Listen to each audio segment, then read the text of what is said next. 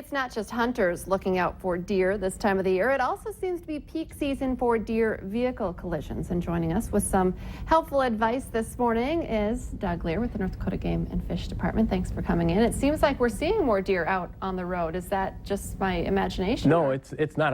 I like your connection, though, because there's some hunters that are looking for deer and people that are driving maybe not looking for deer, but they should be. They should be on the lookout. And if you look at the statistics, this is one of those times of year where you see a spike and maybe a peak in deer vehicle collisions that take place. And it comes down to some wildlife behavior that we can help maybe reduce the potential for that happening to people.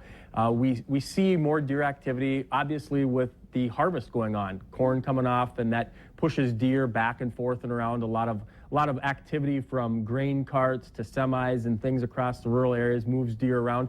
Then we also, this time of year, have more deer activity in the dawn and dusk. They're going into the rut, so they become a little bit more active that time of year. So there's a couple different things that kind of come into play, and what we want to try to do is give people traveling a little bit of a heads up to maybe reduce that. And basically, one of the fundamental pointers is if you see one deer, there's a pretty good chance there's going to be another one. That's first and foremost. They don't typically just see one, Lisa. And how about, you always hear about, like they just freeze in your headlights. Is that true? And what should you do besides look for more? Right, and that's a good point, is that the deer in the headlights look. Does that mean they're not going to move? No, actually what happens is then they'll take off and you can find yourself in a collision. Experts say rather than swerving to avoid the deer, your best option is to just take your foot off the gas and hit the brake.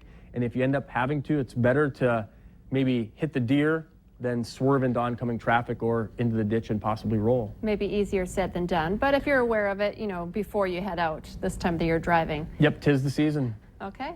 Anything else that drivers should be aware of as they're out? That awareness of dawn and dusk. It can happen any time of day, but dawn and dusk is definitely a peak time. And have your passenger help look for deer as well. Exactly. Everyone in the car. Thanks for coming in today, Doug. You're welcome.